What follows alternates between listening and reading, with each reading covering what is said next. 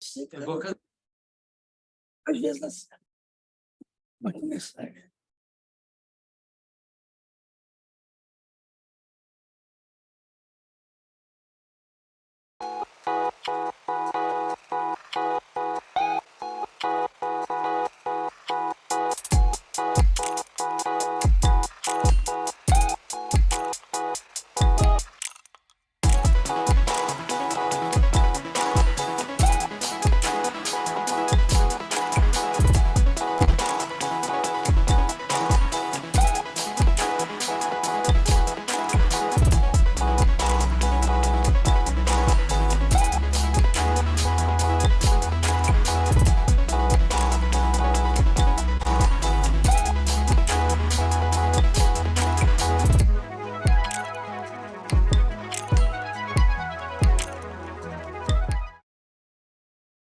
Bom dia, todas as pessoas aqui no nosso auditório, também aquelas que nos acompanham pela plataforma Zoom. Sintam-se todos e todas muito acolhidos nesse evento.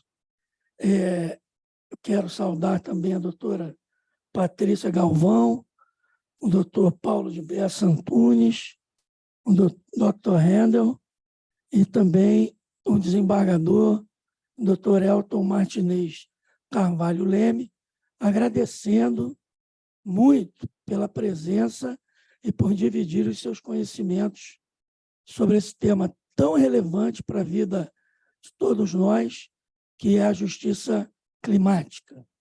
Também saudar o meu querido amigo, presidente do Instituto dos Advogados Brasileiros, Dr. Sidney Sanches, com o qual nós temos a honra de ter um convênio com o Instituto dos Advogados Brasileiros. É algo que engrandece qualquer escola judicial. Sabemos que é a instituição mais marcante na história do direito no Brasil, anterior até mesmo à Ordem dos Advogados do Brasil. Então, o Sidney, é uma alegria enorme tê-lo conosco nesse encontro. Saudar também o doutor Nelson, que está aqui conosco, dirigindo a diretoria das comissões do IAB. Muito bem, hoje é um dia de alegria para a Escola da Magistratura do Estado do Rio de Janeiro, porque fazemos um resgate histórico e acadêmico com o Fórum de Direito Ambiental, que foi criado pela saudosa, pranteada desembargadora Maria Colares, como um dos primeiros fóruns de discussões da Escola de Magistratura do Rio de Janeiro, se não o primeiro. Eu me recordo que existiam poucos fóruns, era o Fórum de Direito Ambiental, Fórum de Juízos Cíveis, depois foi criado o Fórum de Direito do Consumidor, que eu até passei a integrar ainda como defensor público, Fórum de Juízes Cíveis, e hoje nós temos aqui nada mais do que 43 fóruns permanentes que praticamente diariamente se reúnem com a comunidade jurídica para discutir temas jurídicos e sociais que interessam a todos. Para que tenham uma ideia, hoje nós temos, pela plataforma Zoom, 490 pessoas inscritas em vários pontos do Brasil. Por vezes eu recebo o relatório, encontro pessoas de Portugal, Espanha, Estados Unidos, participando dos nossos fóruns permanentes, graças a essa tecnologia que, de certa forma, nos foi imposta na pandemia e que nós tiramos esse leite, esse maná da pedra que atravessamos durante a pandemia. E hoje democratizamos o acesso ao conhecimento jurídico, tendo, por exemplo, a aventura de receber aqui na EMERG um dos maiores, se não o maior expoente em matéria de justiça climática do mundo, professor da Universidade de Washington, né? George Washington Law School, para discutir conosco a justiça climática. Conversava com o desembargador Elton, que retorna ao posto de presidente do Fórum de Direito Ambiental, a meu pedido, com muita insistência. Sua Excelência tem muitos afazeres e aceitou esse desafio a meu pedido. Se não existe ninguém nesse tribunal, disse eu a ele, que tenha mais legitimidade para presidir o fórum, porque, além do conhecimento jurídico que tem sobre o tema, que sempre teve, é também um estudioso do ponto de vista da própria biologia, do direito ambiental. É um homem que se preocupa com isso e tem estudado, tendo livros, inclusive, sobre a parte da nossa flora, especialista, se não me engano, em bromélias, não é isso? Tendo descoberto uma espécie. 580 espécies? Eu lembrava de uma. Então, eu acho que isso é o suficiente para nós festejarmos o retorno do desembargador Elton Martinez, a liderança desse fórum tão importante. Hoje nos acompanha pela plataforma Zoom a doutora Dimara Falante, que é também aqui no tribunal uma pesquisadora, uma estudiosa sobre o tema. Se não me engano, ela está na Venezuela e de lá nos acompanha. Que ela receba os nossos abraços e boas-vindas também ao retorno do fórum. Ela que é uma trabalhadora incansável na defesa do meio ambiente ecologicamente sadio, que é o que a nossa Constituição promete ao cidadão brasileiro, e é um programa que até hoje nós não temos cumprido satisfatoriamente. Esse nome que foi dado ao evento, Justiça Climática, pode chamar a atenção, porque é climática, e quando eu fui estudar, imediatamente eu alterei o nome do fórum. Conversei com o desembargador Elton, fórum era Fórum Permanente de Direito Ambiental.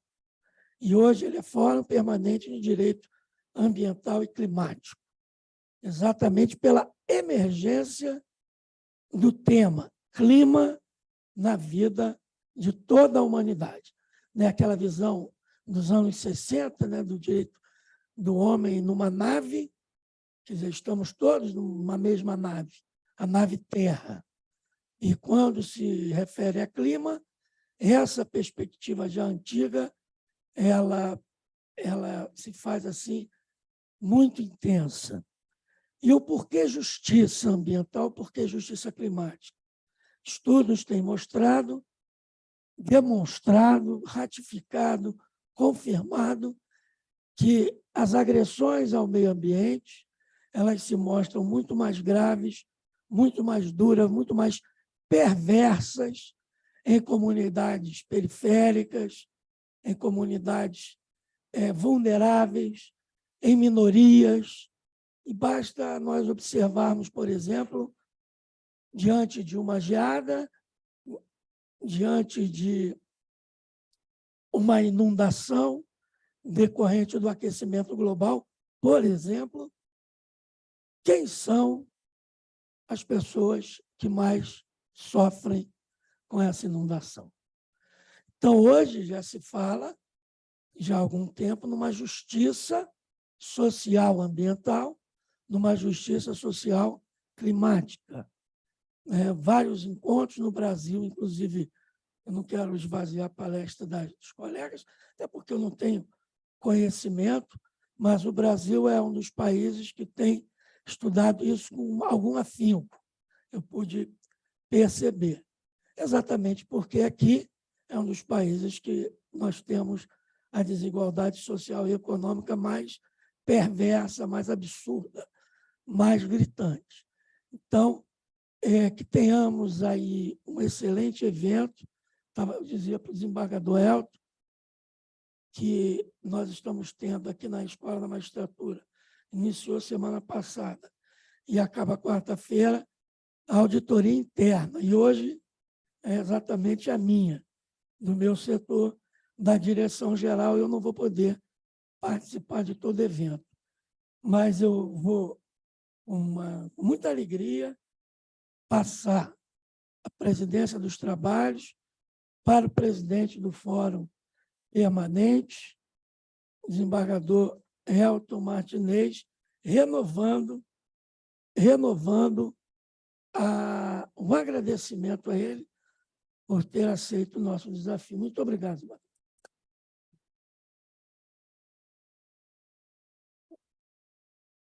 Seja bem-vindo. Bom dia a todos. Eu quero inicialmente cumprimentar meu querido amigo, desembargador Marco Aurélio Bezerra de Mello, diretor-geral da Emerge, a quem agradeço pelas gentis palavras e agradeço o convite para voltar a estar à frente aqui desse Fórum Permanente de Direito Ambiental, agora renovado com a ideia climática, reforçando, obviamente, falamos de ambiente, falamos de clima, está inserido na ideia ambiental, mas, ao trazer o tema, nós exatamente destacamos a emergência climática. Quero cumprimentar também a nossa vice-presidente, doutora Dimara, que está na Venezuela, mas estava com dificuldade, eu não sei se ela já conseguiu ingressar, mas, de qualquer forma, fica aqui o meu abraço, cumprimento igualmente e agradeço muitíssimo a presença de dois grandes especialistas na questão climática. Aliás, inaugurar o Fórum Permanente de Direito do Ambiente e Climático com duas grandes autoridades, como nós temos aqui agora, é uma grande honra. Então, cumprimento o professor doutor Randall Abate, seja muito bem-vindo, e também a doutora Patrícia Galvão Ferreira. Cumprimento igualmente o nosso debatedor e palestrante oficial, o doutor Paulo Bessa Antunes, que está presente aqui em todos os nossos eventos ambientais. Seja muito bem-vindo, mais uma vez bem-vindo à casa. Quero cumprimentar também o doutor Sidney Sanches, presidente da IAB, e a doutora Leila, que é diretora cultural do IAB também, e todos os presentes e aqueles que nos assistem à distância. É um pouco frustrante, né, presidente, essa questão da distância, né, que eu sei que nós temos aí mais de 400 pessoas nos assistindo, mas nós não vemos, né? Então, aquela sensação de dar aula, né, para a distância sem interação, que é tão boa, que é tão estimuladora para a nossa atividade. Mas o fato é que esse evento Justiça Climática, que foi idealizado pelo nosso diretor-geral, o desembargador Marco Aurélio, na verdade, era um momento oportuno para até a reinauguração desse fórum permanente. É um tema fundamental. É um tema fundamental porque, com toda a realidade climática mundial, nós não podemos ter outra conclusão a não ser aquela que nós já ultrapassamos o ponto de não retorno. Nós já estamos sentindo na própria pele há tempos os efeitos e as consequências da mudança climática através dos vários eventos que acontecem cada vez com mais intensidade, com mais frequência, como secas, incêndios, inundações, frio intenso, calor intenso, a própria pandemia, que é um subproduto da alteração climática e do aquecimento global, enfim, com consequências seríssimas para as relações humanas, para as relações sociais, a ponto de até desagregar a própria sociedade. Então, eu diria que as consequências devastadoras que sentiremos cada vez mais, com mais frequência, da mudança global do clima, ela tem o potencial de metamorfosear a sociedade, nem transformar, que a transformação pressupõe a passagem de um estado para o outro, com uma gradação. E a metamorfose não, a metamorfose se acorda de um jeito, você dorme de um jeito e acorda do outro.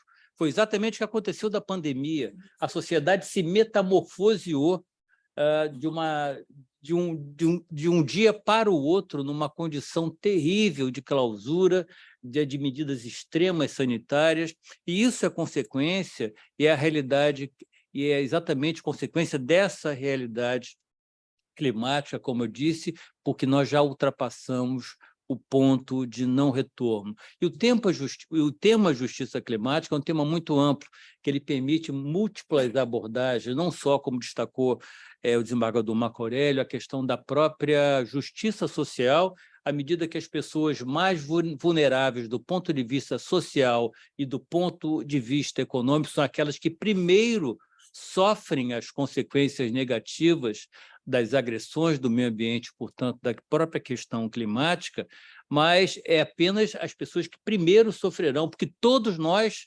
sofreremos igualmente as consequências da mudança do clima. Então, esse estado de coisas é democrático, porque atingirá a todos, faltará água para todos, faltará alimento para todos, o calor será para todos, o frio será para todos, enfim.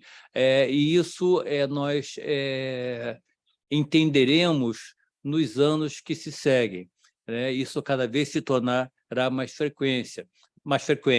Mas nós podemos também entender o tema justiça climática como a justiça instituição, os litígios climáticos, que cada vez são mais frequentes, não só os litígios climáticos, os propriamente ditos, que são aqueles que têm origem nos tratados, na Constituição, nas leis específicas que protegem o clima e que promovem, por exemplo, os princípios da adaptação e da mitigação, aqueles que querem forçar o Estado no seu conceito amplo, a promover medidas mitigatórias ou medidas necessárias e adaptativas à nova realidade climática, mas nós temos também aqueles litígios que são impropriamente climáticos, são aqueles que têm na sua base um elemento climático, um fenômeno climático, mas, na verdade, ele interfere na relação pessoal. Então, ele altera, por exemplo, a relação contratual. Então, nós temos, na verdade, a base desse litígio no Código Civil, no Código do Consumidor. E é interessante isso, porque as pessoas não perceberam ainda que a mudança do clima ela altera até a doutrina do ponto de vista da responsabilidade civil, né?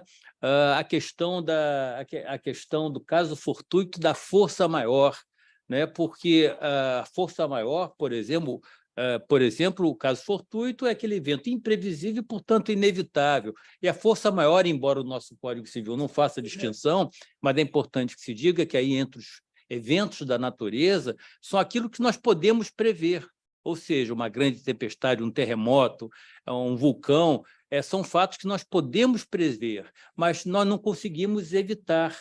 Mas quando nós tratamos isso no ponto de vista climático, porque nós podemos prever, a ciência permite, a tecnologia permite que se preveja as consequências e com grande grau de certeza onde vai acontecer e como vai acontecer, como as previsões que nós temos, meteorológicas, enfim. Na verdade, isso altera a própria ideia de inevitabilidade. Então, conceitualmente, hoje, para nós excluirmos a responsabilidade contratual, a responsabilidade civil, com base na doutrina da grande alteração das circunstâncias, né, nós temos que acrescentar, além da inevitabilidade, né, a questão da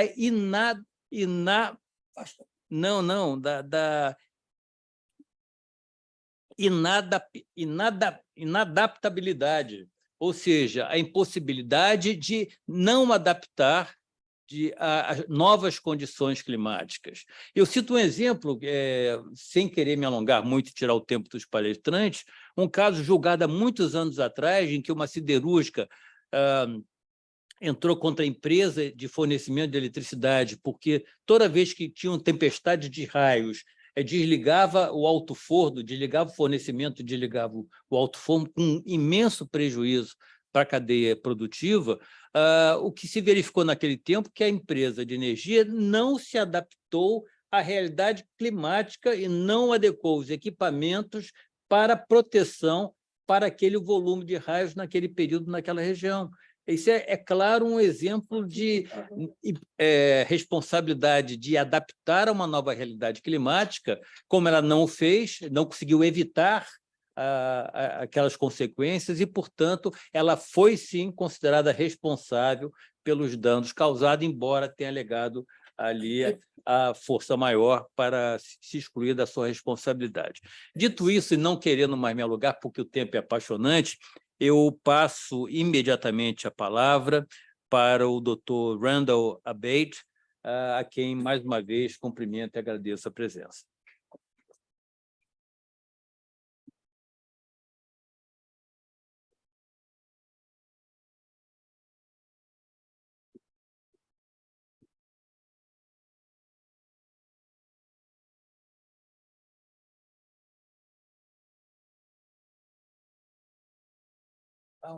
O PowerPoint.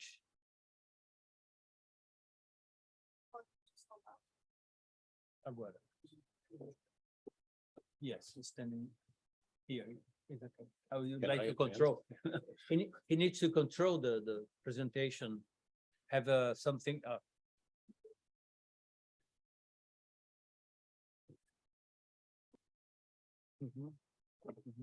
We have translation, simultaneous translation, so in DT, okay? And here's the equipment that can control you.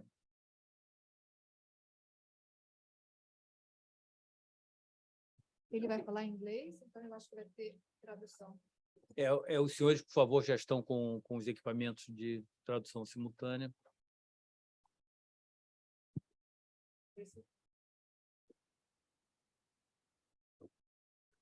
Well, thank you very much. It's an honor and a pleasure to be here on this distinguished panel of jurists and academics, and wonderful to return to Rio. This is my third very brief visit to Rio, this wonderful city, and I'm currently on a climate justice lecture tour with my colleague, Professor Patricia Galvão, and we've visited Salvador and Belém, and we're now here in Rio, and I will continue on to Sao Paulo, and it's hopefully the beginning of a opportunity to build relationships between my university, George Washington University Law School, and my deep gratitude to Professor Paulo de Bessa and UniRio, that I hope to be able to continue relationships between our law schools moving forward.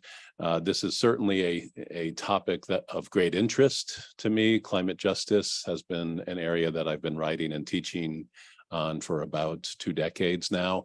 And what the presentation I'm going to share with you today is based on a chapter that I've prepared for a forthcoming book. And it's actually a book that is geared for judges who are addressing climate litigation cases. And also Professor Galvão has contributed a chapter to this book that she will be addressing in her presentation today. We had hoped the book would be ready for today's event, but we're told it's going to be published later this year. It's a compilation of chapters by scholars from all over the world on different aspects of challenges that climate change adjudication faces in the court system. So there's a lot of complexity, and the topic that I'm going to be addressing is one of many of those examples of complexity of climate litigation, and that's the concept of standing, gaining access to the courts to bring a lawsuit. So I want to give you a brief roadmap of what I'd like to cover here. First of all, I want to give you a sense of the nature of standing and how it has come up in climate litigation, how it is a barrier in some jurisdictions and not a barrier in others, how it is jurisdiction specific, and how in climate litigation, given the urgency of what's at stake in the climate change context, I will be making arguments that there needs to be a relaxation of the barrier of standing to get into court to litigate climate change matters. So I'll give you some case studies of how standing has been a barrier to gaining access to the courts to litigate on climate change issues. The US and New Zealand and Philippines, 3 of the case studies that I address in the chapter. There are many other countries that I also examine. Brazil is not one of them, so I'm very interested to hear your input about the experience in Brazil. And then I'll make some arguments about how it's very important to think about how relaxing standards for getting into court is important, but it certainly has its limits. It certainly has challenges about how to proceed, what's the best approach country by country. But the overall theme is that standing should not be the barrier that it is worldwide to be able to litigate climate change cases because of how important climate change is as a crisis we all face. So standing is a doctrine that's evaluating who is the proper party to bring a lawsuit in courts. And the late Justice Scalia of the US Supreme Court was famous for many things, but this quote is one of the things he's famous for saying. And that is thinking about the doctrine of standing, what it really means. It's essentially asking you as the litigant, what's it to you? Why are you before the court? What sort of interest do you have? What sort of connection to the alleged wrongdoing and the impact it's causing you? Why do you deserve to be in court to litigate this case? So it certainly serves that gatekeeping role, which is very important in American jurisprudence, that really two important gatekeeping functions. And one is the idea that there are limited judicial resources and the courts do not want to have a problem of too many lawsuits. If everybody brings lawsuits because they're concerned about climate change, there's a concern about what we call opening the floodgates of litigation, too many claims that would be unmanageable for the judiciary to manage. And that's also rooted in our Constitution that I'll mention in a moment, how standing is a very restrictive doctrine in the US because it's grounded in our Constitution to be limited to have the courts be limited to hear genuine cases and controversies. The courts are not supposed to be just a general forum for grievances. The other very important concept that the courts think about in standing is the idea of respecting separation of powers. So we have 3 branches of the government, and the judiciary should only be hearing concrete cases and controversies with proper parties that are before the court, and a concern that's very generalized about climate change as a threat to society is perhaps better addressed by the legislature or the executive branch. All concerns about climate change should not be funneled through the courts is the argument about standing being a gatekeeping mechanism to make sure the courts are not overwhelmed and to ensure the courts are not overstepping their authority in our 3-branch system of government in the US. So, as I mentioned, the cases or controversies language is the foundation in the US for why we have such a strict standing doctrine. And the cases or controversies language has evolved by judicial interpretation to require 3 elements that must be met to bring a case in US courts. Now, of course, this is true for all cases, not just climate change cases.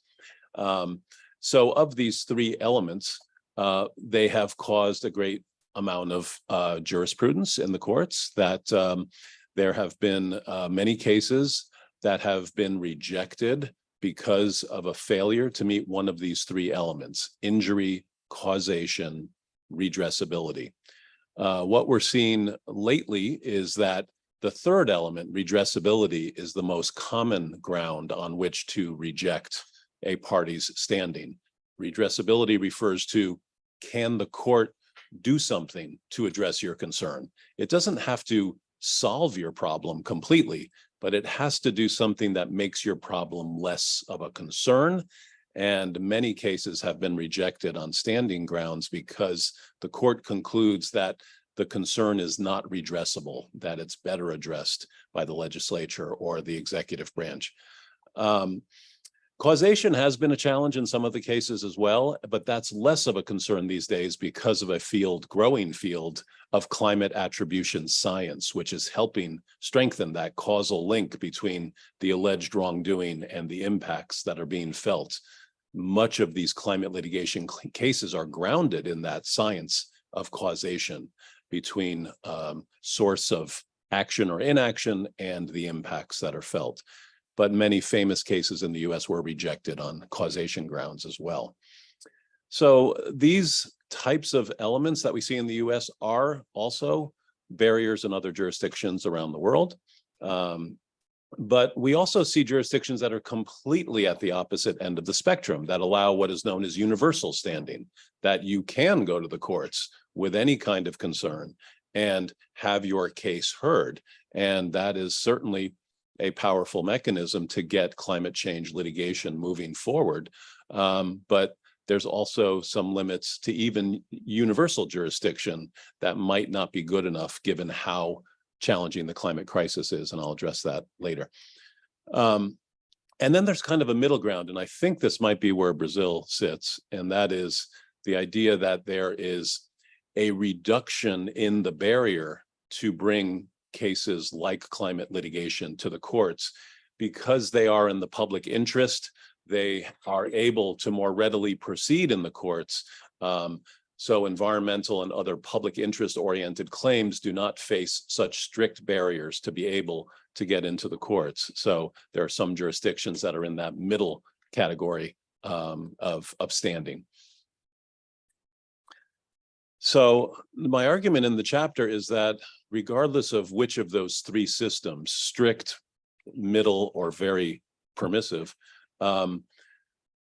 the threshold for climate litigation needs to be as low as possible on a global basis because this is a shared global challenge. Climate change is so threatening. We want to make sure the courts can do the most they can to resolve disputes about climate change.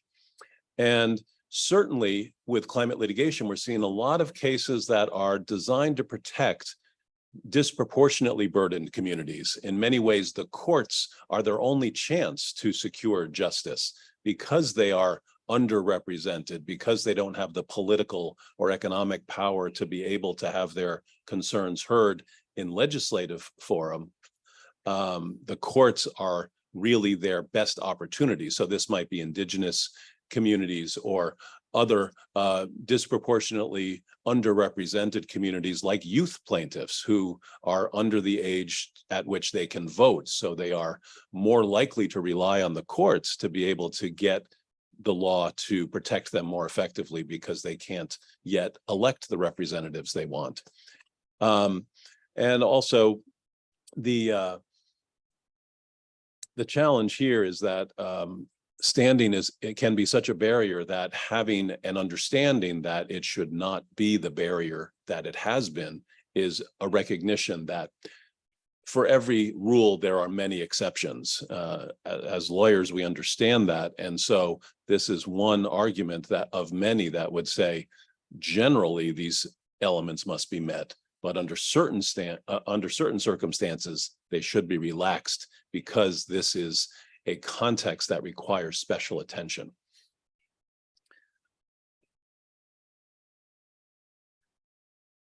So one area where injury has been a problem, although this has been the element least in contention in climate litigation in the US, is the idea of injury.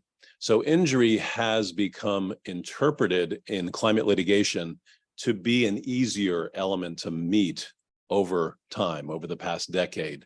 And one example is that environmental claims generally in the US, injury has been broadened to include not just direct injury to you physically or economically, but also your interest in conserving the environment, your interest in enjoying recreation, your interest in enjoying aesthetics. All of these are recognized as injuries in US law, which makes environmental standing already broader than some areas of law.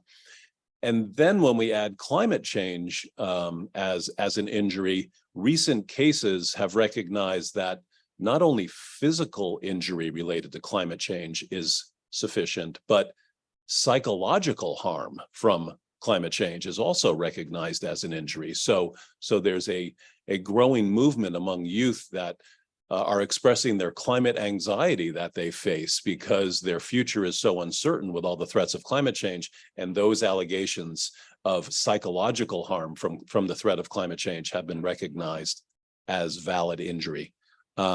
So initially, some of the climate change cases faced a barrier that, well, climate change affects everybody. So perhaps your injury isn't sufficiently specific to you, and therefore we might conclude that you haven't suffered injury. And that's the idea of injury to all is injury to none. But that has not proved to be a barrier of late in the climate litigation space in the US. As I mentioned, causation has been a bit of a challenge because of that scientific causal link between action or inaction and impact, but that is becoming less of a problem with the advance of climate attribution science. And of course, redressability as the most concerning barrier that remains. How climate change cases ought to be better reserved for the other branches. So this is one case that is from 2007. It was originally rejected, I believe, in the Federal Circuit Court, Ninth Circuit Court of Appeals in the US. And this is just an example of how tragic it is for standing to be a barrier for disproportionately burdened communities to have their day in court.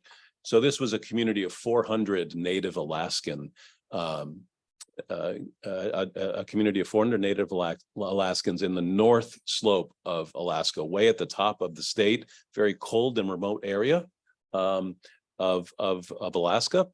And this community lives still to this day, 15 years later, after this photo was taken, this very narrow strip of land, very vulnerable to sea level rise and coastal erosion. And what they were seeking was the money to pay for their relocation 10 miles inland to get to a place of safety so they would not literally see their community go underwater. Because a federal agency, the US Army Corps of Engineers, back in 2005, projected that this community had about 20 years to stay on this land before it would be uninhabitable. And here we are in 2023, and they're still living there, trying to find a way to get to safety. The federal, so who did they sue when they bring this lawsuit? They didn't sue the federal government. They didn't sue the state government of Alaska. They sued 24 of the major multinational oil and gas companies who are collectively contributing a very significant portion of global greenhouse gas emissions. So there's some statistics now that less than 100 multinational corporations are responsible for about 2/3 of our global greenhouse gas problem. So many of those major multinational corporations, and you know the usual suspects, in Brazil, that would be Petrobras, but in the US, that was ExxonMobil and BP and Sunoco and Shell. They were sued for that money. And you might think, well, that probably wasn't much money. It's only 400 Native Alaskans, but the projected cost to relocate was $400 million to relocate 400 Native Alaskans 10 miles inland. So of course, they didn't have that money. And they brought this lawsuit, and it's relevant to this presentation because their claim was denied on standing grounds. They weren't even able to go to court and make their arguments about the reasons why these corporations should be responsible for paying those damages. So it was rejected on causation grounds and on redressability grounds. And on causation grounds, you can imagine that the attorneys for the fossil fuel companies point to that coastal erosion way up in northern Alaska and say, there's no way to scientifically connect my client's greenhouse gas emissions and that coastal erosion. And at the time, they were right. That was back in 2006. But now, less so. We're seeing climate attribution science evolve in a way that perhaps if this claim were brought in 2023, it would not have been rejected on causation grounds. But the redressability concerns still remain. The court ultimately used the political question doctrine to conclude that this claim should be brought to the legislative branch. We have the Federal Clean Air Act. If you want climate justice relief, you should bring claims under our Federal Clean Air Act. You should not be finding a creative way to use common law to bring this lawsuit. So there's a lot more to say about that, but I wanted to give you the standing piece of it. So we're seeing this experience in slightly different ways in other countries where standing is a barrier. So New Zealand has a similar problem in that there's a special damage rule that is a similar barrier that keeps plaintiffs that have otherwise strong cases from getting into court, getting rejected on standing grounds to litigate climate change cases. And in the Philippines, interestingly, they have a great body of jurisprudence on environmental protection, creatively using common law and other mechanisms to gain access to the court to get relief for youth and other vulnerable communities. But recently, a 2017 case, there was an effort to sue the government to compel the government to consider this proposal about a road sharing proposition, which was the idea that it's so difficult to walk or bike in the Philippines' major cities because they're overrun by cars. And of course, that's bad for climate change. And so this was a lawsuit to try to compel the government to do something that is more equitable in terms of allowing access for walkers and bikers instead of the roads being exclusively for cars. And that case was rejected on standing grounds, which is unfortunate. It wasn't even heard because of meeting that barrier of getting into the courts, which is surprising because, as you'll see in a moment, the Philippines has an exception where standing can be waived in the court's discretion if it's a particularly meritorious issue. The parties can get into court without having to meet standing. So as far as the best practices to learn from here, universal standing certainly seems like the best approach. Why should standing be a barrier at all when these litigants are just trying to save themselves and save the planet? It seems like a strange forum in which to make standing such a difficult barrier. But even universal standing is not perfect, as I'll share in a moment.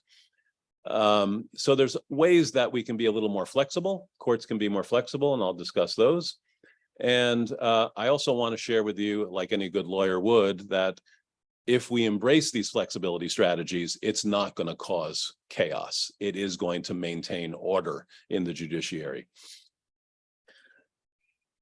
So universal standing is very important, but it isn't perfect, because when we think about how many communities on the planet are vulnerable, universal standing, which was true in the Urgenda case, which is a famous climate justice case in the Netherlands, even in that case, which succeeded in compelling the government of the Netherlands to do a better job regulating climate change, the court in that case ultimately rejected standing on behalf of future generations, humans not yet born.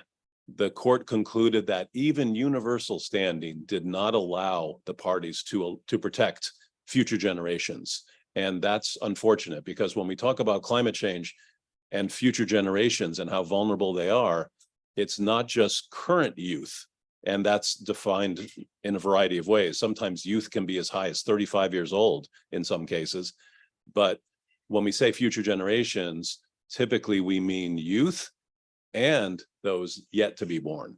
And even universal standing has been interpreted to not protect those yet to be born. And we need that level of protection to be effective with interpreting standing for climate litigation. And then there's also the non-human domain. I do a lot of work in this area, and universal standing would not protect the interests of natural resources and wildlife, who are also disproportionately burdened by climate change impacts and don't have a voice in the legal system the way future generations do not have a voice in the legal system. So universal jurisdiction or universal standing can be even more expansive, even though it is quite desirable. So there are a variety of ways of moving forward on this. One would be the reduction of standing threshold, have a climate litigation exception. This is very common in the law. Every rule has many exceptions.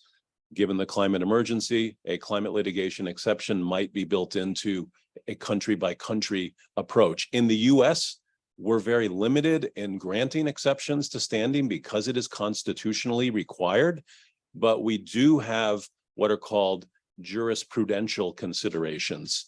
Those are court-imposed requirements on top of those three elements, and those perhaps could be waived in considering standing claims for climate change. And then there are other examples like the Philippines where the court has that opportunity to just waive the standing requirement in its discretion if it's a case that is particularly important. And then there are the other ideas of lowering the threshold if it is in the public interest, as we've seen in some countries. And then there's the climate justice concern that ultimately there's been some developments in the US where sovereign entities are able to bring cases on behalf of their citizens or on behalf of a community, like that case in Alaska. And that should also be allowed in climate litigation cases. The idea of a sovereign entity exercising stewardship of those that are not able to protect themselves. So these flexibility strategies, the first reaction might be, oh, that's going to cause a flood of cases in the courts. And my response to that is, we have a lot of evidence that in jurisdictions that have universal standing, we're not seeing a flood of cases. Cases are expensive, time-consuming to bring. There's always that very selective quality about what cases are ultimately brought into courts. So that is a very important consideration, that offering flexibility is not necessarily going to create crowded courts. We also have safeguards about frivolous litigation. So if we are concerned about too many cases being brought because we just have a whim that we want to protect climate change on some unusual theory, there are built-in protections that say frivolous cases shall not be brought in this judicial system, and so those are in place in all jurisdictions around the world. And then, of course, it's important to remember that granting standing is not granting relief. It's just granting an opportunity to be heard. Winning these cases once they get into court is very, very difficult. So we're not giving away anything. For the courts to grant standing is merely giving that opportunity to be heard. The causation standard at trial is much higher, and many climate litigation cases will lose because that's a high standard to meet. But it's important to get to trial because these plaintiffs want that information to be shared with the public. It's very important about raising publicity and awareness about these burdens that they experience. And even if they don't win a trial, it helps them win in the court of public opinion. And that's why it's very important for these claims not to be rejected on standing grounds at the courthouse door. Getting to trial is incredibly important in protecting these interests of vulnerable communities. And ultimately, this climate litigation is not a solution to the climate crisis. It's just a way to push the other branches, the political branches, to act more effectively on climate change. It's not a substitute for their roles. So that's all I have to share. I'm very interested to hear your questions and comments. Thank you very much for your attention.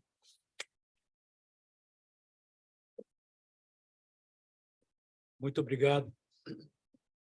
Muito obrigado, Dr. Randall, por sua magnífica palestra, com tantos temas instigantes. Eu estava aqui comentando com o Paulo exatamente alguns aspectos, né? Como é difícil estar diante de uma corte para litigar com tantas barreiras, ou seja, quando a regra é não litigar, é não ingressar, é não ser ouvido.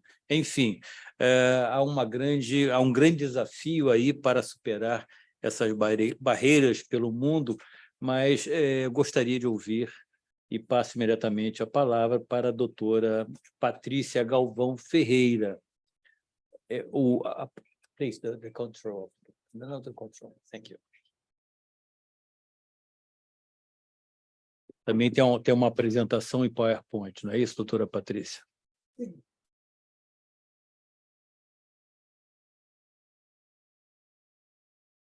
Já está. Já está? Enquanto eles estão colocando ali a apresentação em português. Apesar de ser um pouco de desafio, porque eu tenho trabalhado só em inglês, então se eu vacilar aqui é porque eu estou pensando em inglês e traduzindo para o português, que é a minha língua materna, mas não é a língua que eu tenho pesquisado e ensinado o tema. Não tem inglês tradução? Tem tradução em inglês? Pode colocar? Em primeiro lugar... É o mesmo canal?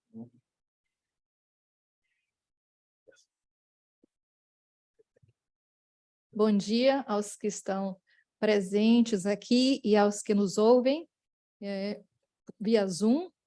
É um enorme prazer para mim estar aqui neste evento e uma honra contribuir para essa discussão que marca a reinauguração do Fórum Permanente de Direito Ambiental e Climático. Bem, o acirramento de incêndios florestais, das secas, inundações, tormentas, derretimentos sem precedentes das geleiras do Ártico no Ártico e na Antártica, aumento do nível do mar por todo o mundo. Tudo isso nos dá apenas uma amostra de como a trajetória atual e que levará ao aumento da temperatura média bem acima do 1,5 ou 2 graus centígrados, que a ciência julga mais seguros, como esses impactos prometem ser catastróficos se não conseguirmos realmente organizar nossos parlamentos e os nossos governos para que adotem as medidas urgentes necessárias para reduzir as emissões e para implementar medidas de adaptação. E o mais difícil, como já foi colocado aqui pelos desembargadores, eu gostaria, desculpa, de saudar o desembargador Marco Aurélio Bezerra de Mello, que teve que sair, desembargador Elton Martinez Carvalho Leme, por nos receber aqui, a desembargadora Dilmara Schneider, que eu espero possa nos escutar, está nos escutando, meu colega Randall Bate, claro, um agradecimento especial ao professor Paulo de Bessa Antunes pelo convite. Desculpem que na confusão eu esqueci de fazer as saudações, mas eu quero dizer o quão agradecido eu estou por esse convite. Bom, voltando aqui, como foi colocado pelo desembargador Marco Aurélio e desembargador Elton, o mais difícil é que os países e as comunidades que menos contribuíram para as emissões que causam mudanças climáticas já estão sendo e continuarão a ser desproporcionalmente afetados pela inércia dos governos e parlamentos em adotar as leis e políticas públicas que garantam a redução necessária e urgente dos gases de efeito estufa e implementar medidas de adaptação. Há um reconhecimento crescente de que os efeitos da mudança climática estão afetando e afetarão cada vez mais diversos direitos e garantias fundamentais protegidos tanto em sistemas jurídicos nacionais quanto internacionais. Então, é diante desse cenário que nós vemos os grupos mais afetados buscando alívio em cortes nacionais, parte do fenômeno conhecido como litígio climático e o tópico da discussão aqui hoje, dentro desse tópico maior que é a justiça climática. Então, as ações climáticas por todo o mundo têm aumentado em número, mas também em alcance geográfico, variedade e em sofisticação. E o Poder Judiciário, portanto, na maioria dos países, tem assumido um papel de protagonismo crescente na declaração e na concretização dos direitos humanos sob ameaça em virtude da emergência climática e da omissão dos demais poderes estatais. Então, nesse contexto, as cortes estão tendo que enfrentar questões muito difíceis sobre se diversos princípios e doutrinas legais tradicionais poderão permanecer os mesmos ou se eles devem ser transformados para que se possa estabelecer responsabilidade governamental ou de grandes empresas poluidoras por falhas omissivas ou comissivas na adoção de políticas em face dessa crise global da mudança climática. Então, de forma geral, os fundamentos jurídicos de litígio climáticos em cortes nacionais continuam, claro, a ser embasados nas constituições, na lei e na busca pelo cumprimento e concretização das políticas públicas climáticas de cada país. Este direito positivo nacional, sem dúvida, é a fonte primária das obrigações estatais em matéria de clima. E eu vou me concentrar nessa apresentação em responsabilização das obrigações estatais. Dito isso, ao redor do mundo, cortes nacionais têm usado normas e princípios do direito internacional ambiental e climático como referência para interpretar a existência e também para definir o grau de responsabilização de entes públicos e privados em matéria do clima. E eu me refiro à Convenção Quadro das Nações Unidas para a Mudança Climática, o UNFCCC, na sigla em inglês, ao Acordo de Paris, a princípios de direito ambiental como de precaução, do poluidor pagador, etc. Nessa contribuição hoje, eu vou apresentar para vocês em primeiríssima mão, porque como o professor Randall colocou, o livro ainda não foi publicado, mas eu vou apresentar em primeiríssima mão os resultados iniciais dessa pesquisa que eu estou conduzindo para esse grupo de trabalho de direito climático da Academia de Direito Ambiental, da IUCN, sobre como diversas cortes nacionais passaram a invocar o princípio de responsabilidades comuns, porém diferenciadas, como parte desse arcabouço jurídico para declarar responsabilidade estatal, seja para preencher lacunas de governança onde não existe uma política climática abrangente ou uma legislação, ou seja para implementar leis e políticas climáticas já existentes. E você pode perguntar por que esse fenômeno é surpreendente? Ele é surpreendente porque esse princípio, que eu vou chamar de CBDR, que é a sigla em inglês, mas que é o princípio de responsabilidades comuns, porém diferenciadas, esse princípio é o que se chama uma norma de direito internacional outward looking. Ela cria obrigações Estado para Estado. Agora, ela está pela primeira vez sendo utilizada para ajudar a definir obrigações dentro do próprio Estado. Então, está havendo uma transformação desse princípio, de um princípio de Estado para Estado, que regula relações e obrigações Estado-Estado, para um princípio que passa a regular obrigações intraestatais. Então, nessa apresentação, o que eu vou fazer é introduzir primeiro alguns conceitos, falar um pouco sobre esse princípio das responsabilidades comuns, porém diferenciadas, CBDR, que alguns de vocês devem estar familiarizados, mas talvez outros não. Vou falar um pouco desse conceito de orçamento global de carbono e do conceito de contribuições justas, ou na versão em inglês, ou na terminologia em inglês, fair shares.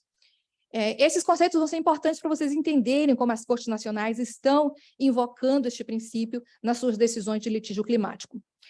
Eu também vou analisar muito rapidamente aqui, e eu convido vocês, então, a ver esse estudo em mais detalhe quando for publicado mais tarde esse ano, mas eu vou fazer só algumas considerações, analisar como as cortes ao redor do mundo estão invocando esse princípio de CBDR nas decisões climáticas, com atenção especial para uma decisão da Holanda, Urgenda, e uma decisão da Corte Constitucional da Alemanha, Neubauer. E eu vou finalizar argumentando que a justiça climática, que é o tema do nosso evento hoje, que a justiça climática está no pano de fundo dessa transformação. São os grupos mais vulneráveis que estão provocando essa transformação desse princípio de responsabilidades comuns, porém diferenciadas, de um princípio regulando relações Estado-Estado, e para um princípio que é orientador para estabelecer obrigações jurídicas em âmbito nacional. Então, primeiro vamos falar sobre o princípio das responsabilidades comuns, porém diferenciadas.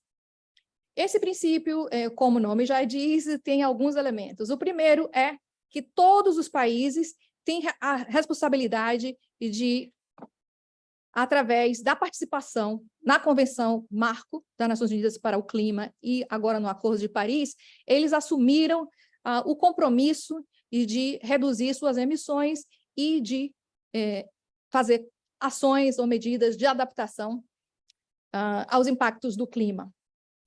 Mas, apesar de todos terem essa obrigação, responsabilidade comum e de fazer a sua parte, essas obrigações também devem ser diferenciadas, de acordo com critérios de equidade. Por exemplo, os países que contribuíram mais historicamente ou com mais contribuições atuais agora continuam contribuindo mais, seja per capita, emissões de gases de estufa per capita ou absolutas, para a concentração desses gases, eles deveriam, claro, atuar mais. Os países que têm mais capacidades financeiras e tecnológicas também deveriam atuar mais. E também tem uma questão de equidade do nível de desenvolvimento. Os países que ainda precisam, por exemplo, reduzir pobreza, não teriam as condições de priorizar as ações climáticas na mesma medida que os países desenvolvidos. Então, esses são critérios que já vêm sendo colocados no desenvolvimento do direito internacional climático. E, por fim, existe um outro elemento que é muito importante nesse princípio de responsabilidade comum, porém diferenciada, que é a liderança dos países desenvolvidos. Os países desenvolvidos assumiram o compromisso e é uma obrigação de liderar a resposta ao desafio climático e apoiar países de desenvolvimento com financiamento e transferência de tecnologia. Então, eu queria rapidamente colocar como houve uma transformação desse princípio desde a Convenção Quadro do Clima de 92 e do Protocolo de Quioto, está errado aí, Quito, me desculpem, em 1997, e o Acordo de Paris. Antes, essa divisão, países desenvolvidos e desenvolvimento, norte e sul, era bastante marcada, tanto na Convenção Quadro quanto no Protocolo de Quioto. Os países desenvolvidos tinham uma obrigação legal de adotar as medidas, enquanto os países de desenvolvimento, eles deviam fazer isso de forma voluntária no início. Os países desenvolvidos deveriam prover financiamento e apoio tecnológico aos países em desenvolvimento. Isso mudou no Acordo de Paris, porque houve um softening, né? Agora, essa divisão não é tão grande entre norte e sul. Agora, as obrigações comuns, que são autodiferenciadas, ganhou mais relevância. Então, há uma obrigação vinculante de todos os estados para preparar e comunicar sucessivas metas de corte e medidas de adaptação, as ANDCs. Essas metas em si não são vinculantes. O que é vinculante é a obrigação de preparar e comunicar essas metas, mas cumprir as metas em si, os estados decidiram que não seria vinculante. No entanto, apesar de ter havido essa diminuição dessa divisão, ainda existe uma divisão norte e sul. Há ainda obrigações diferenciadas, dependendo de se você é um país desenvolvido ou um país em desenvolvimento.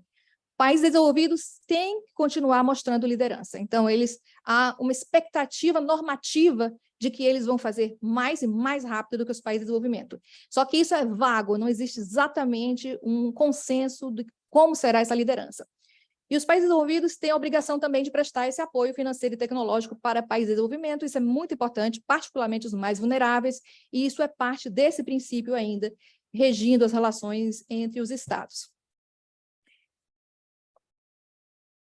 Agora, muito rapidamente, eu não sei se muitos de vocês já escutaram ou já analisaram essa questão do orçamento de carbono. De forma bastante simplificada, o orçamento de carbono é a quantidade de gases de efeito estufa que os pesquisadores consideram que ainda pode ser emitida até que a atmosfera do planeta esquente entre os graus 1,5 e 2 graus centígrados, que é a temperatura que foi politicamente consensuada como mais segura pelos países, baseada nesses dados científicos, que foi inserida como objetivo de longo prazo no Acordo de Paris. Essa temperatura já aparecia em diversos relatórios do painel intergovernamental de mudança climática, e também esse orçamento do carbono já aparece nos relatórios do IPCC, desde o relatório 4, o relatório especial da temperatura 1,5, o último relatório, o relatório número 6. O princípio das responsabilidades passa a ser importante quando se discute, ok, agora a gente já sabe que esse é o orçamento de carbono que nós temos restando. Agora, como vamos dividir os direitos desse orçamento restante entre os países? Aí, uma ideia seria dividir per capita.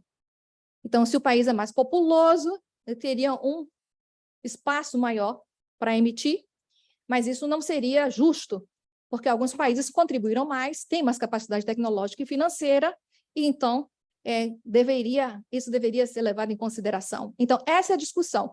Agora, nós temos uma ideia do orçamento restante e temos que dividir esse bolo restante entre os países de forma equitativa. Agora, rapidamente, a questão das contribuições justas. O problema é que, no Acordo de Paris, a ideia é que cada Estado-parte vá definir o que eles consideram que seja a contribuição justa deles, ou que parte eles vão levar desse bolo. Então, isso não é definido internacionalmente. Cada país vai propor a sua contribuição ou fair share. E ainda não existe, então, um acordo sobre quais critérios exatamente vão constituir esse fair share, além do entendimento, claro, de que deverá refletir esse princípio.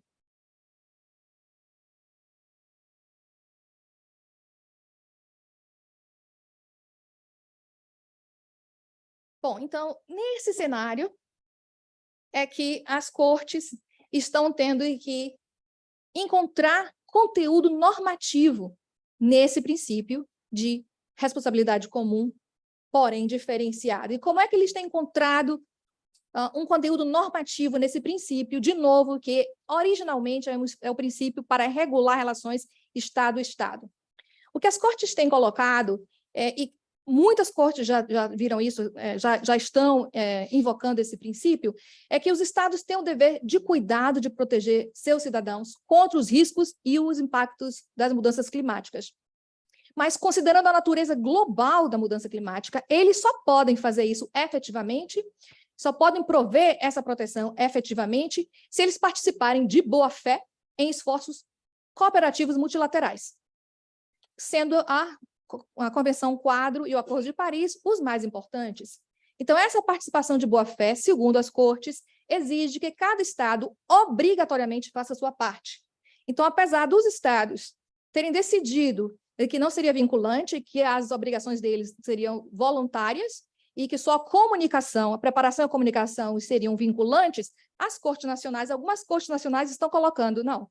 Na verdade, porque existe esse princípio, e eles aceitaram esse princípio politicamente, e porque eles só podem proteger os cidadãos dentro desse marco de cooperação multilateral, isso passa a ser uma exigência, uma obrigação. Eles estão encontrando conteúdo normativo. De novo, eles encontram conteúdo normativo usando esse princípio para interpretar regras do ordenamento jurídico. Sem as regras existentes no ordenamento constitucional ou estatutário doméstico, eles não poderiam, mas eles usam essa norma para ajudar a interpretar os princípios ou a normativa nacional.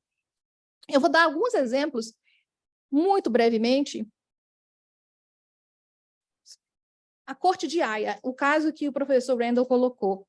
O caso Urgenda contra a Holanda, em 2015, a Corte de Haia, isso foi depois confirmado pela Corte Suprema da Holanda, declarou que o poder discricionário do governo para decidir sobre quais níveis de cortes de gás de efeito estufa estaria limitado, porque seria necessariamente a participação, o engajamento desse Estado no regime cooperativo internacional.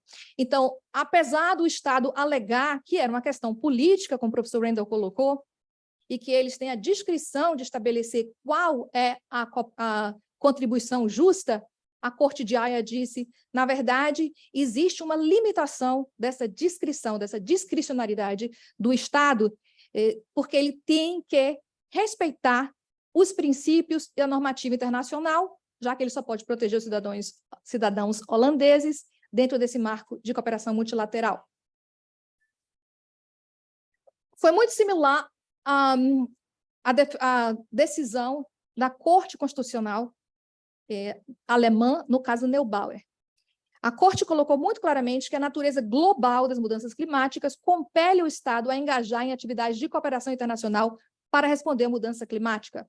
O Estado alemão, então, teria uma obrigação constitucional de adotar os passos para proteger seus cidadãos contra os riscos do clima, Mas esses passos teriam que ser com a ajuda do envolvimento internacional.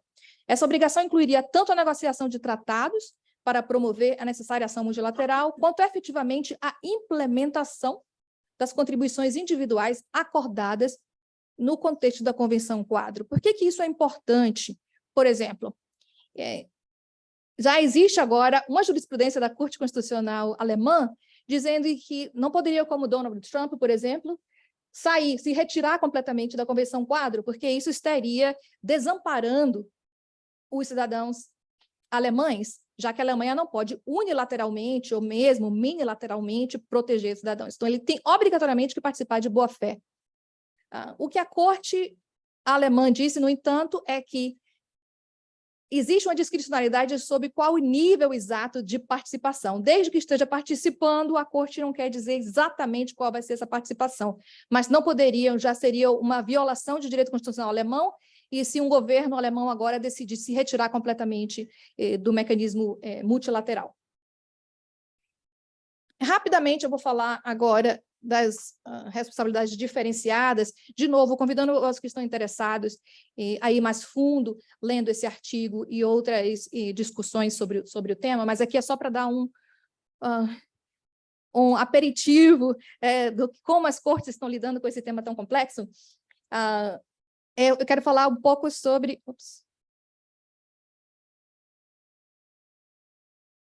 como as cortes estão lidando agora com a questão da parte diferenciada. Eu falei da responsabilidade comum, mas quando se trata da relação da parte da diferenciada, no caso Urgenda, o que a Corte colocou foi que as contribuições justas, né?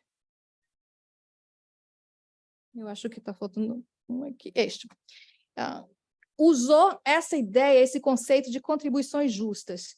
E quais os critérios de equidade que o governo holandês deveria respeitar como parte da participação de boa-fé nesse mecanismo multilateral. Deveria utilizar contribuição para emissões de gases de efeito estufa, capacidade e estado de desenvolvimento. Mas a Corte holandesa também utilizou esse conceito de que a Holanda, por ser um país desenvolvido, teria que fazer um aporte maior do que os países em desenvolvimento. Na verdade, as cortes estão divididas nesse tema. Algumas cortes estão considerando, cortes de países desenvolvidos, essa obrigação dos países desenvolvidos de liderar, e outras estão apenas considerando que deve haver uma diferenciação. No caso da Corte de Haia, por exemplo, a Corte citou o orçamento residual de carbono, citou a necessidade da Holanda de fazer a sua parte, mas qual parte? A Corte de Haia, confirmada pela Suprema Corte depois, colocou que, pelos termos da Convenção Quadro, como país desenvolvido, a Holanda se comprometeu a adotar medidas de corte de redução de emissão mais do que proporcionais, tendo em vista a distribuição justa entre países desenvolvidos e países em desenvolvimento. Você vê que no caso da... Eu já estou quase finalizando. No caso do Tribunal Constitucional alemão, no caso Neubauer, foi um pouco diferente. A Corte Constitucional mencionou alguns dados que a Alemanha é um país desenvolvido e que a Alemanha tem emissões históricas que são desproporcionais, mas aí citou que as emissões da China e de outros países emergentes estão aumentando, e afirmou que a discricionariedade do Estado, apesar de estar circunscrita pelos princípios e normas de direito internacional, incluindo o CBDR, esse princípio, seria preciso manter a confiança, porque precisa manter a confiança no processo multilateral. A Corte falou que ainda havia uma discricionariedade do Estado para decidir qual seria a contribuição justa. Então, ainda deu esse espaço para o Estado. E, na verdade, o Estado alemão havia determinado que a contribuição justa seria per capita. Então, não levou em consideração essas contribuições históricas e a capacidade maior da Alemanha financeira. Então, isso foi bastante questionado nessa decisão. Bom, de novo, aqui é só para dar uma ideia, tem muitos casos na França, na Bélgica, e até mesmo agora fora da Europa. A Austrália já menciona esse princípio, e o Canadá. Então, vocês podem ler isso na publicação que vai vir um pouco mais para frente esse ano. O que eu queria agora falar muito rapidamente, e aí vem um pouco a minha face, o meu chapéu de acadêmica, por quê? Por que as cortes estão domesticando esse princípio de equidade do direito internacional ambiental?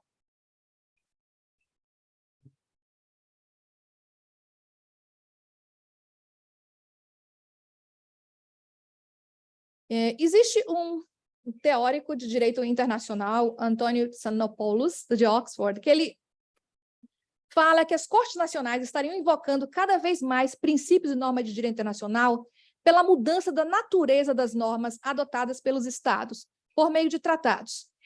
Então, por exemplo, essas normas que seriam outward-looking, estado para estado, estariam sendo transformadas em inward-looking, obrigando o Estado a adotar certas ações no âmbito doméstico. Pense nos direitos humanos, no Sistema Internacional de Direitos Humanos. Então, para ele e outros que aderem a essa teoria, isso estaria acontecendo porque os Estados estariam aceitando ou provocando. Mas eu acho que isso não explica, na verdade, e esse é o meu argumento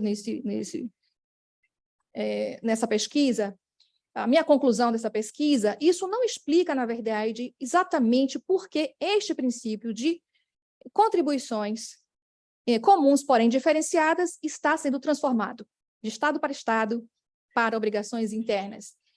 Eu vejo, na verdade, a justiça climática, que é o tópico do nosso evento aqui, como pano de fundo para essa transformação. Porque quando você analisa bem, não foram os estados que mudaram a natureza desse princípio. Que está acontecendo, não foram foram as cortes nacionais e não os estados. Os estados continuam considerando esse princípio como regulando obrigações Estado para Estado. São as cortes nacionais que estão provocando essa transformação. E as cortes não estão transformando a natureza desse princípio de direito internacional motu próprio ou de ofício.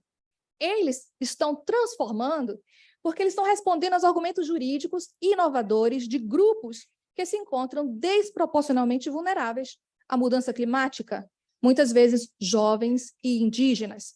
Por isso, no pano de fundo, eu argumento, existe essa questão de justiça climática.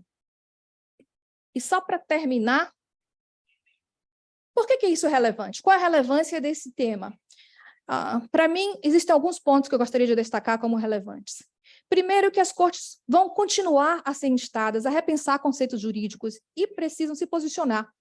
E para responder a essas demandas, envolvendo não só esse princípio do CBDR, mas outros conceitos tradicionais que, com certeza, vão sofrer transformações semelhantes. Outro ponto que eu gostaria de destacar é que essa jurisprudência emergente ilustra como movimentos de justiça climática transnacionais podem provocar a evolução de conceitos tradicionais de direito internacional, a revelia da intenção dos próprios Estados. Isso levanta questões importantes de divisão de poderes, até onde vai, por exemplo, a legitimidade de cortes e juízes que não foram eleitos para decidir questões bastante complexas, ultrapassando, muitas vezes, os parlamentos. Quais seriam os possíveis efeitos indesejados? Todo mundo, eu, pelo menos, sou preocupada com a justiça climática, mas existe a necessidade de pensar também nos possíveis efeitos indesejados desse movimento em futuras negociações do clima. Pode provocar um chilling effect nas negociações, pode ser que os estados agora sejam mais, vamos ter certeza de que a gente não vai deixar que as cortes desempenhem esse papel e comecem a nivelar por baixo os padrões de direito internacional ambiental e climático. Então, essas são considerações que eu acho importantes, que são levantadas, e por que é importante você tentar compreender melhor essa dinâmica do que está acontecendo com esse princípio de direito internacional. Bom, eu acho que, dito isso, realmente é uma coisa bastante nova, não foi ainda muito discutida, E eu acredito que as cortes brasileiras, se não foram ainda, com certeza serão instadas a enfrentar essa questão. E se algum de vocês, por isso eu estava tão feliz de participar desse evento, porque eu sei que a audiência da Emerge conta com as maiores mentes nessa área de litígio climático e justiça climática e direito ambiental no Brasil. Então, eu adoraria escutar se isso é um tema que já está sendo discutido aqui, e escutar também, responder a qualquer pergunta que vocês tenham. E o meu contato eu coloquei ali para aqueles que queiram discutir um pouco mais esse tema a fundo. Muito obrigada. Muito obrigado.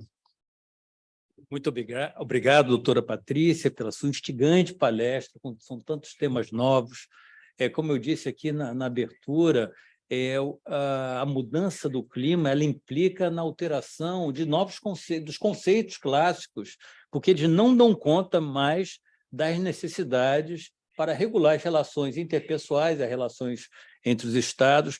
Isso é muito interessante ver como isso evolui e se evolui com a rapidez necessária que nós precisamos.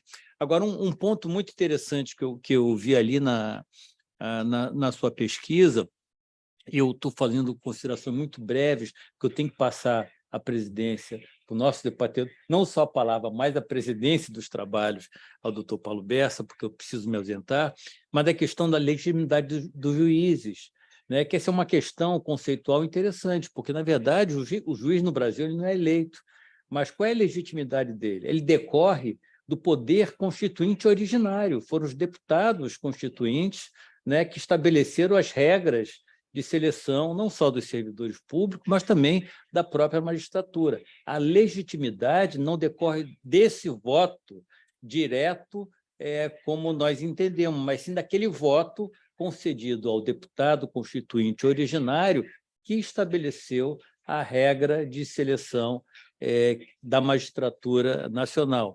Essa questão é muito interessante. Mas, saindo do debate e passando a palavra ao doutor Paulo Bessa Antunes, eu agradeço muito e peço desculpa de ter que me ausentar, quando a parte fica mais interessante, quando é possível debater temas tão interessantes. Obrigado. Muito obrigado. Peço desculpa. Thank you very much.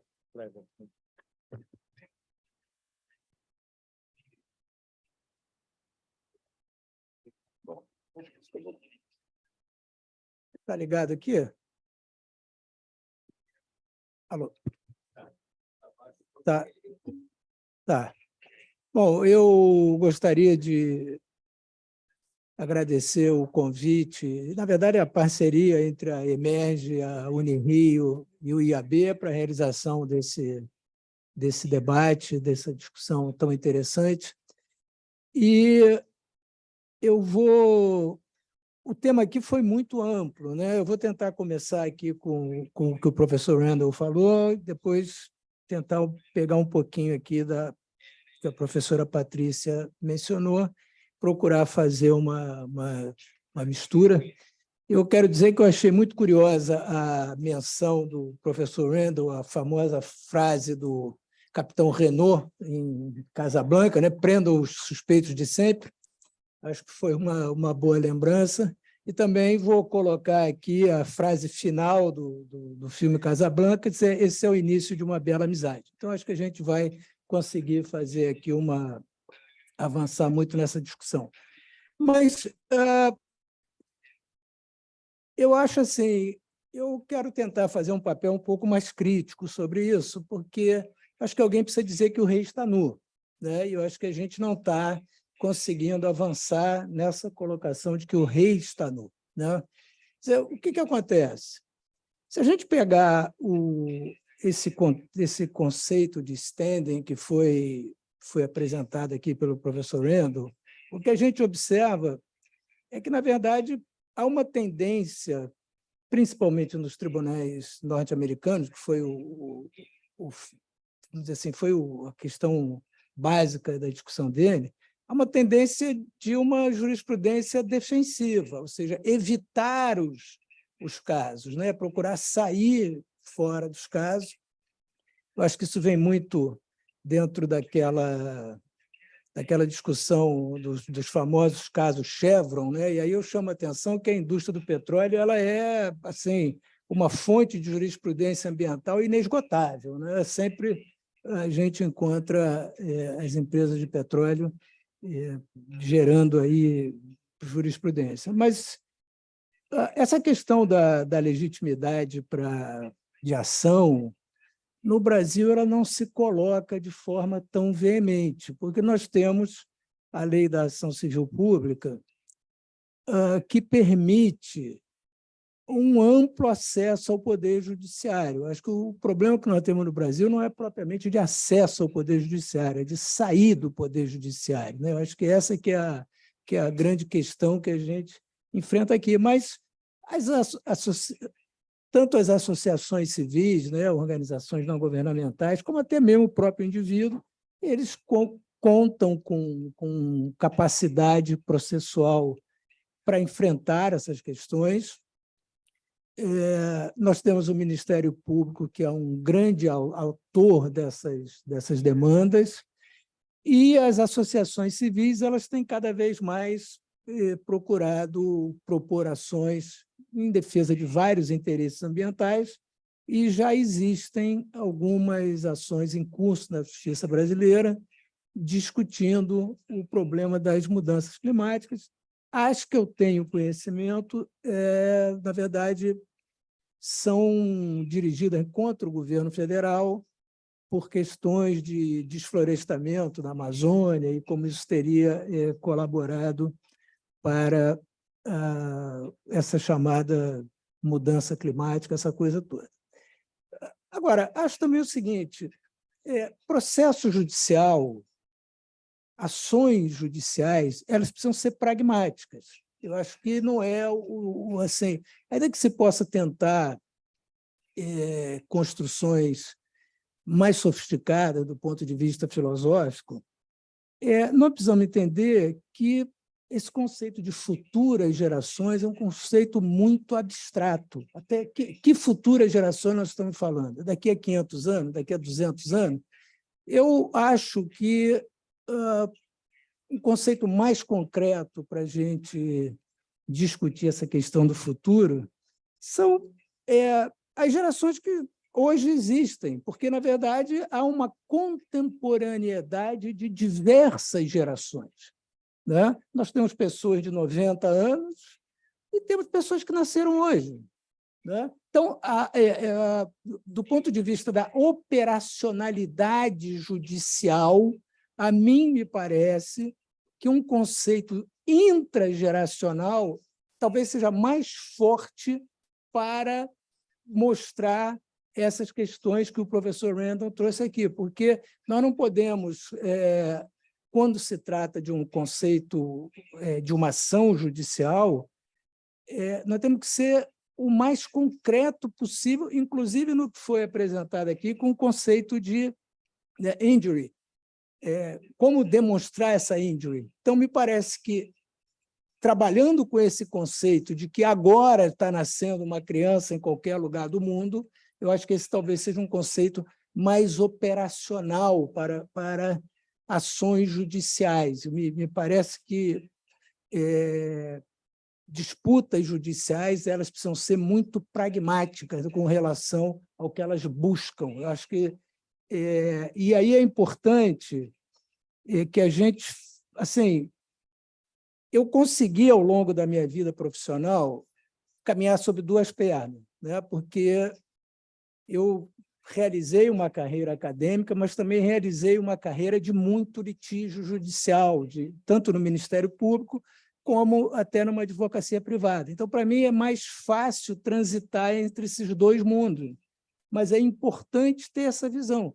Processos judiciais têm uma carga de pragmatismo, e nós não podemos perder isso de vista, porque senão nós podemos ter uma bela causa, e essa bela causa ela não tem, vamos dizer assim, a construção jurídica adequada. E me parece que o que foi falado aqui pelo professor Randall com relação ao caso lá do Alasca, da comunidade do Alasca, é interessante, mas aí eu acho que a gente tem que voltar a um conceito que, para o direito brasileiro, ele é relativamente tranquilo, que é aquela velha definição romana, né, do rebus sic stantibus, enquanto as coisas permanecerem como estão.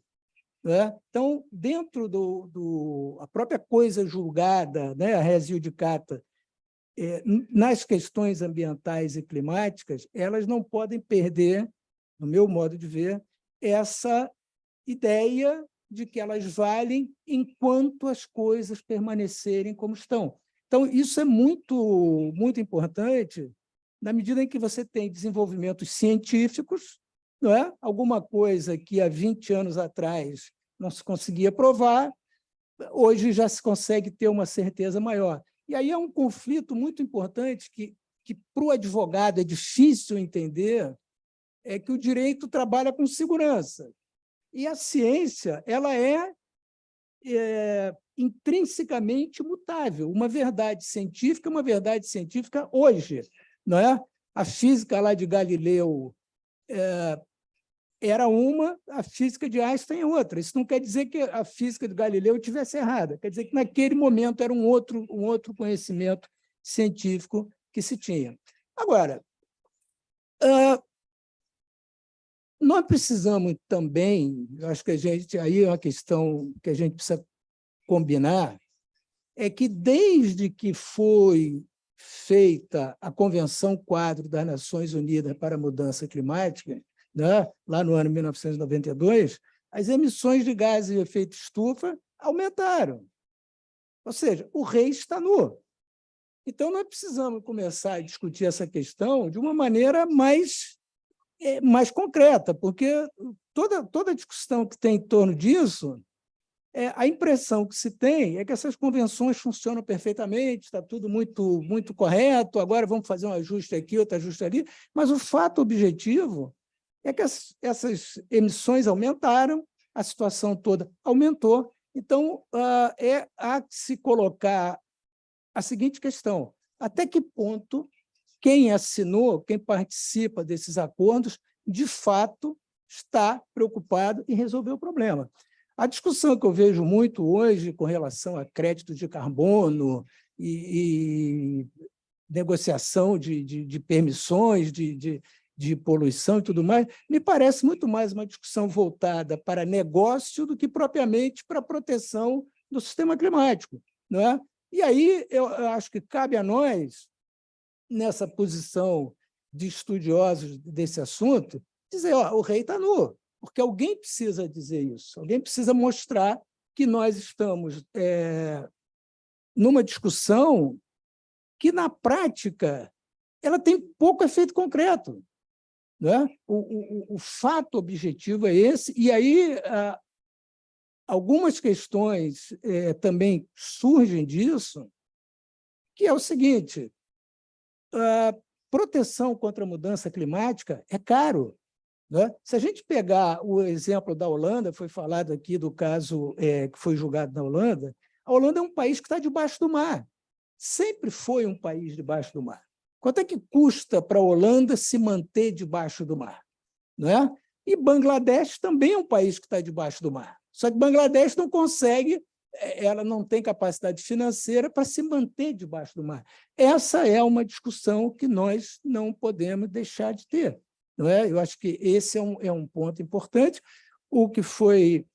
É claro que tem um problema que emissões feitas no passado eram emissões legais, eram emissões autorizadas e tal, então você tem dificuldade jurídica de condenar essas pessoas. Agora, a continuidade dessas emissões, o efeito que ela tem, é algo que a gente precisa discutir, e esses processos, de alguma maneira, eles estão levantando essa discussão. Não é? Acho que o que a professora Patrícia falou com relação à internacionalização do direito, a internalização do direito internacional é interessante no seguinte ponto: quando os países assinam um acordo ambiental multilateral, isso tem que ter algum valor, não é? Isso tem que ter algum significado. Se esse acordo internacional ele foi incorporado ao direito interno, no regime jurídico brasileiro, ele é uma norma de direito interno também, não é? E ele pode ser, vamos dizer, implementado, que se busque, que se dê concretude ao que está lá, dentro dos tribunais nacionais. E aí é uma outra questão que é importante, é o seguinte: uma corte ela é parte de um determinado Estado. Então, uma decisão de uma corte é a decisão de um Estado, né? A gente não pode perder de vista essa situação, e me parece que nós vivemos um momento que, assim, no meu ponto de vista, é muito assemelhado lá ao século XII ou século XIII na Europa, quando houve uma europeização do direito romano através daqueles comentários dos glosadores e outros, que mais ou menos unificaram, a partir de uma base, o direito a ser aplicado na Europa, sobretudo para relações comerciais. O que nós estamos vendo hoje é alguma coisa parecida numa escala maior. Há uma reprodução de normas de proteção ao meio ambiente, de normas de proteção ao clima internacionais, não é? Nós já vemos com uma certa frequência cortes nacionais citando precedentes de cortes de outros países com mais frequência nos tribunais de common law, não é? Nos casos, por exemplo, de terras indígenas, é muito comum ver um tribunal canadense citando uma decisão da Austrália e vice-versa o contrário. Então, me parece que isso a gente precisa ter em vista, né, dentro dessa discussão, e era um pouco o que eu tinha que falar aqui, e achei muito interessante a palestra dos dois. Nós temos 10 minutos aqui para encerrar, e passaram aqui essa função de presidência, que o doutor Marco Aurélio me assegurou que não é exercício legal de função pública. Então, se alguém tiver alguma pergunta, por favor, senão nós vamos encerrar o debate.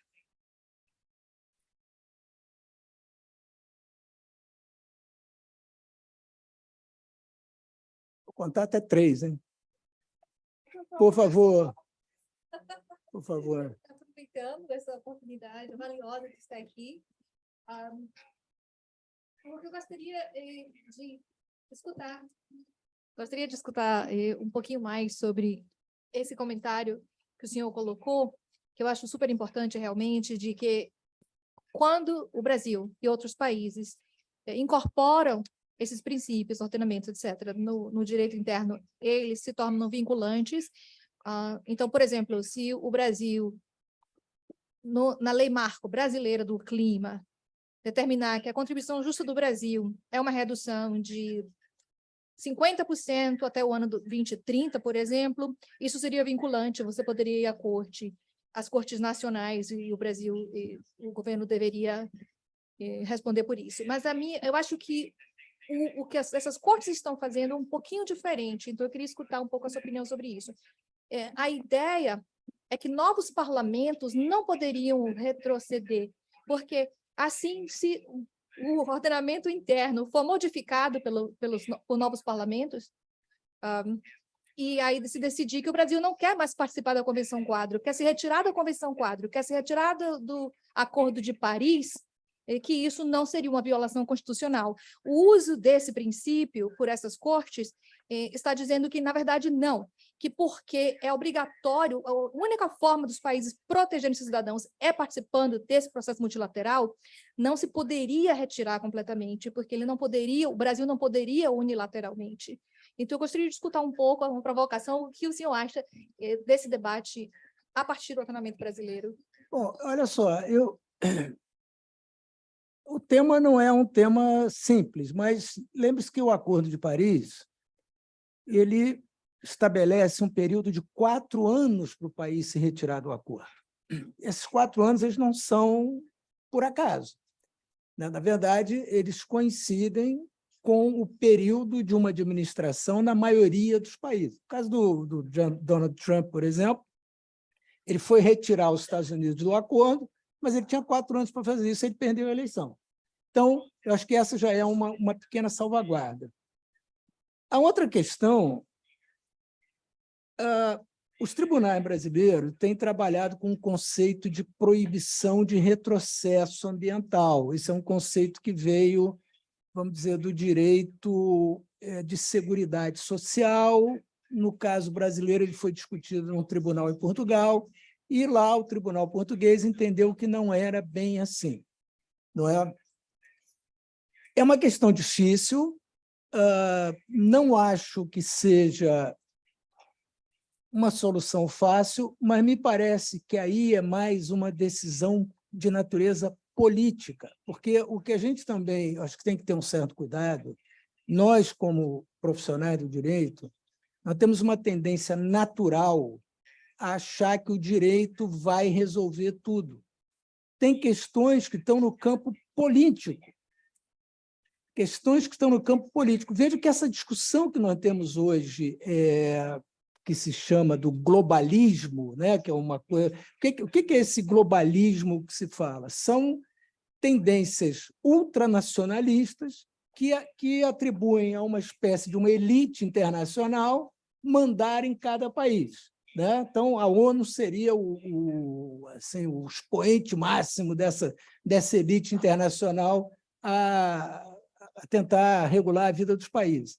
Não há dúvida que nós estamos... que uma questão climática é uma questão mundial, internacional, só pode ser resolvida internacionalmente. A questão é, do ponto de vista político, os países estão dispostos a assumir isto desta maneira? Eu tendo e temo que ainda não existe esse consenso. Os países ainda não têm essa visão, e é muito simples constatar isso. As emissões estão aumentando.